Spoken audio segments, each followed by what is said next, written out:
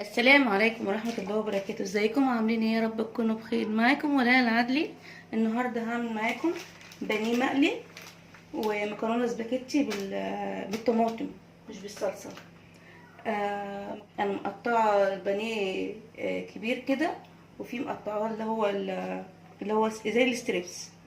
يعني انا جبت البانيه مقطع زي ما هو كده وقطعته 3 او 2.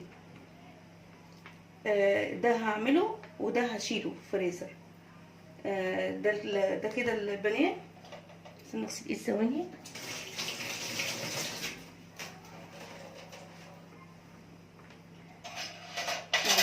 كده هنتبل البانيه. ده شطه ودي بهارات ودي بابريكا. دي بهارات لحمه على فكره، مش بهارات فراخ. ودي بابريكا ودي كاري على كركم، وده فلفل اسود، وده بصل بودر بس محطش. دي ميه بصل هحطها هنا، حبه ميه بصل صغيرين هنزلهم هنا. وهنزل كل التوابل دي. آه هنزل كل اللي هو الثوم والبصل بودر، الفلفل الاسود والكاري على الكركم عشان يديله لون، والبهار اسمه ايه دي، والبابريكا والشطه. تمام كده.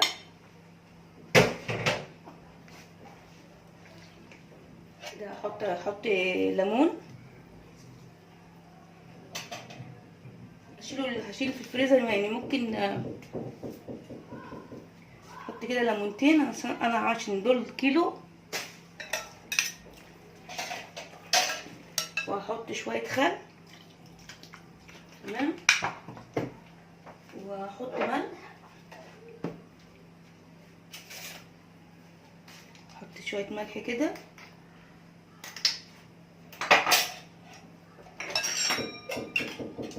واحط معلقه شطه اللي هي هريسه.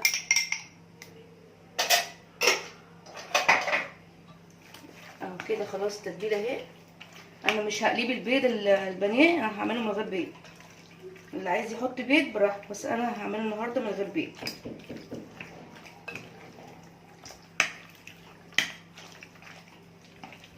اهي التتبيله. تمام كده. كده هحط، ثواني بس هحط اللبن.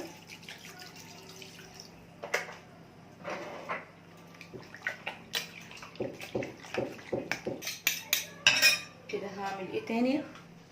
كده دي نشا. هحط معلقه نشا كده هنا.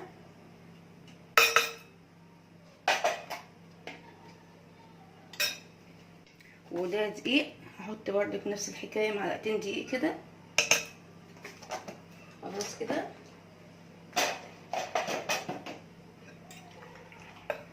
كده خلاص الخلطه بتاعت البانيه اهي جاهزه. كده هعملها بالفيجيتار والبقسماط، بس هسيبها ساعه في التلاجة. تقعد شويه كده في التلاجة. بعمل المكرونه. هو الكيس المكرونه هسلقه، مش هحط زيت في الميه تتسلق، وهسلق اهو كده. بسلق، حاطه الميه للمكرونه عشان اسلقها. كده هحط ملح للمكرونه. سلق اهو. انا بكسر المكرونه نصين، مش بحطها مره واحده، انا بحطها كده وبقلبها كده عشان ما تمسكش ببعضها. وده حل حطها عشان اعمل الصلصه بتاعت المكرونه. كده انا هوريكم انا بعمل الصلصه ازاي. كده بنحط الزيت. تمام. بنزل عليها بالفلفل ده كده.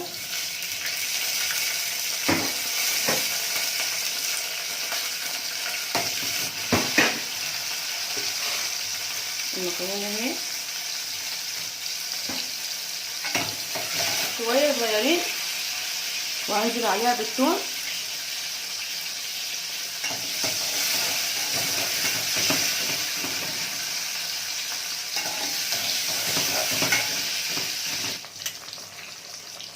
كده هحط الثوم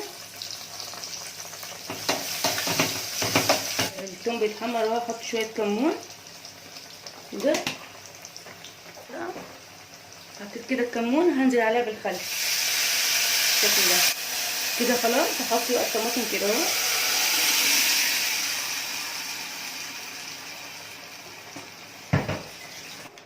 هحط معلقه صلصه بس عليها كده، معلقه واحده. احط لها معلقه ملح صغيره، احط شويه بهتون بودر وبصل وفين الفلفل الاسود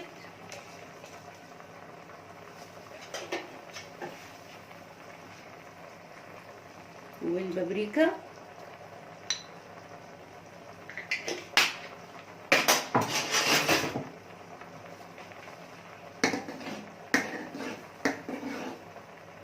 كده. خلاص هسيبها بقى تتسبك مع بعضها كده، وهحط لها شويه سكر صغيرين. هي عايزه ملح تاني كده. انا مش سلقاها قوي، ان هي لما بتتحط في غسل بتستوي تاني مع نفسها كده. هنطفي عليها، هغسلها، وبعد ما اغسلها احط عليها زيت. كده شكل المكرونه بعد ما سلقتها. ميه، وهحط لها بقى شويه زيت كده عشان ما تلزقش ببعضها اهي كده. البانيه اهو. هنزل بقى الفيجيتار كده هنا. اللي ما عندوش فيجيتار مش لازم يعني فيجيتار، يكون بقسماط عادي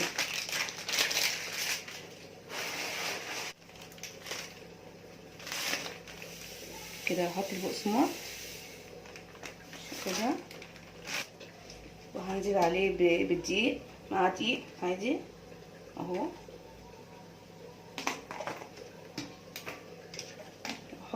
احط معلقه نشا كبيره، واحط بقى الخلطه دي الكركم كده بالشكل ده. وفي حاجه بقى هحطها على البقسماط، ما محطاش على البانيه بس هحطها على البقسماط، المكعب المرق ده كده اهو. انزله كده عليه اهو بالشكل ده. خلاص كده هاخد البانيه بقى كده كده اهو. نملاه في التتبيله كويس اهو. ممكن اعمل معاكم الاول ده الاول اهو كده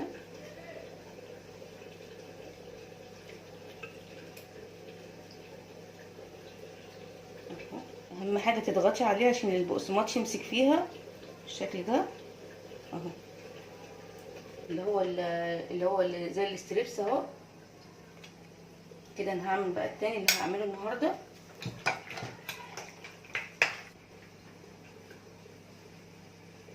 كده اهو كده. انا بجهز ده عشان اي وقت اعمله يبقى جاهز عندي في التلاجة.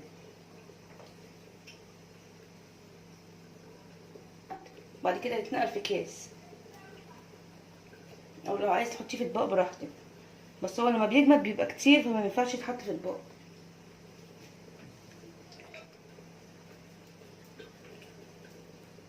اهي. هاخد واحده كده اهو. ده كيلو البانيه طلع الكميه دي. وانا كده خلاص طلعت البانيه اهو طلع، بس هو يعني زي ما هو مجمدش. هو التاني اللي انا شلته في الفريزر اللي هو هيجمد، وهوريهولكوا بعد ما يجمد، لكن ده انا هعمله دلوقتي عشان. وكده هحط الزيت، حتى لو عملته هو مش الخلطه البقسماط مش هيقع منه. دخل الدراع جوه كده عشان ما يقعش كده. خلاص هنزل البانيه اهو بالشكل ده اهو.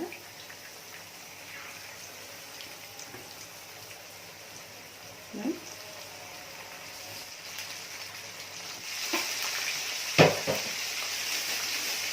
نجيب تاني هنا في الجنب ده كده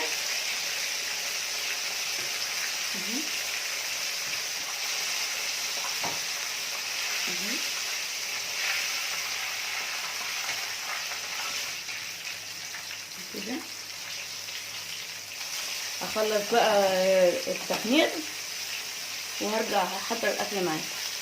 كده عايزه اوريكم البانيه بعد ما حطيته في الفريزر وجمد في الفريزر اهو، جمد وعملته كده فكيته من بعضه اهو اهو.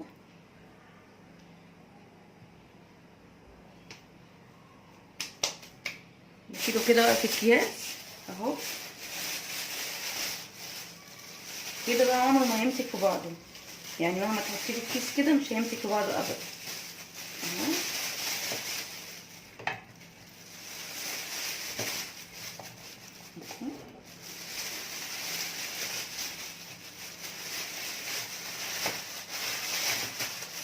دي شهر او اكتر من شهر في التلاجة بالطريقه دي، لان انا مش حاطه له بيض اصلا اهو اهو، عشان انا جمدته قبل ما ادخله في الكيس.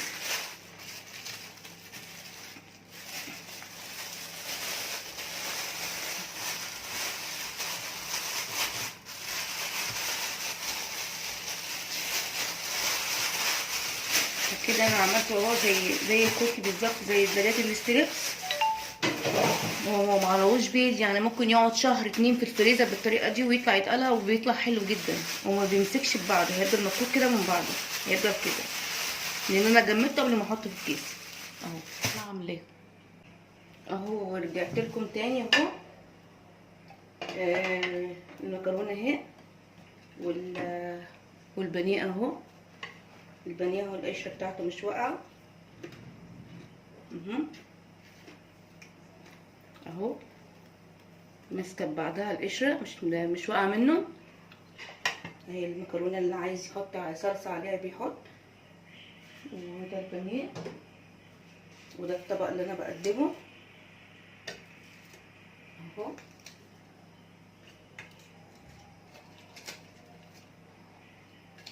ده مع فلفل مقلي مقليه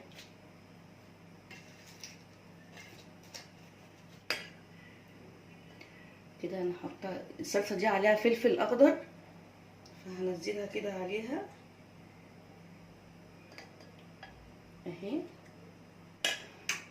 وده البانيه اهو عليها الهوت صوص ده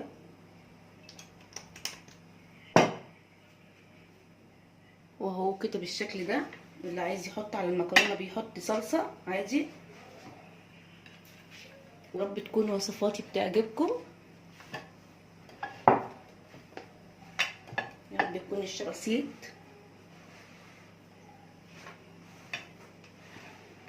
البانيه اهو والمكرونه خيار، ويا رب تكون وصفاتي بتعجبكم. ولو عجبتكم الوصفه بتاعتي متنسوش تعملوا لي لايك وشير وسبسكرايب، ولحد ما ارجع لكم بوصفه تاني جديده. السلام عليكم ورحمه الله وبركاته.